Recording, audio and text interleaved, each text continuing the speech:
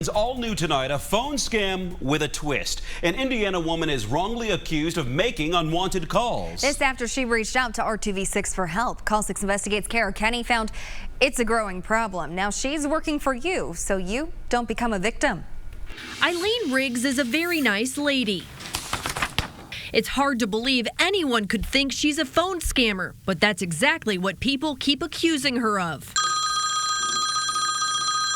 A man called me very irate and said, "Who in the heck is this? And why do you keep calling me?" And I said, I'm sorry. Eileen was confused. She hadn't been using her phone. It was across the room. When you were supposedly making these scam calls, your phone was right here Yes, the whole time. on the table, on a charger. So there's no way that you could have made these calls. No. The man said he had gotten 5 unwanted phone calls from Eileen's phone number.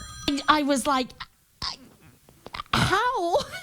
How do they use my phone number? Eileen went to the Verizon store, but they told her not to answer the phone for unknown numbers. I thought, okay, Channel 6. I will call Channel 6 News. Surely somebody can find out, how do they do this?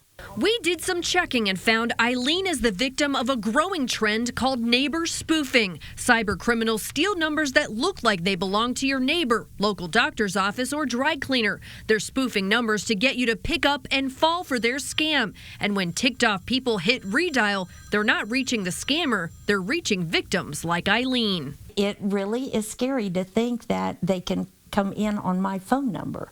The Consumers Union calls it a disturbing trend because it makes it nearly impossible for law enforcement to track down the real caller. It makes it harder to block these calls because spoofers are continually cycling through different numbers, so it's difficult to be able to stop them. The Consumers Union is calling on the FCC to require phone companies to implement caller ID authentication technology. That would allow the originating provider to confirm the validity of the call ID information and transmit that all the way down the call path to the consumer. And that should be able to stop call spoofing. We reached out to Eileen's cell phone provider, Verizon, who told us if someone's spoofing your number, the best course of action is to report it to the FCC.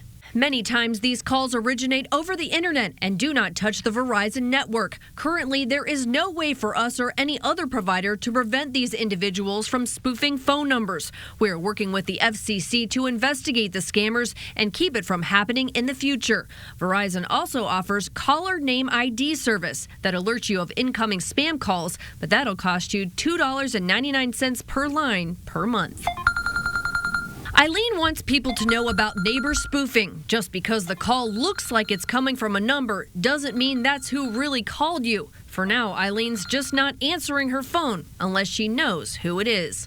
Kara Kenny, RTV6.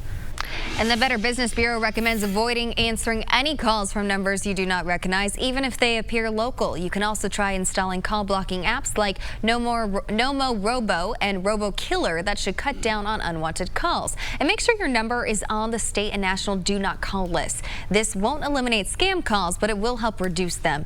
And lastly, report neighbor spoofing to the FCC. We've included a link to do that on this story on the RTV6 app.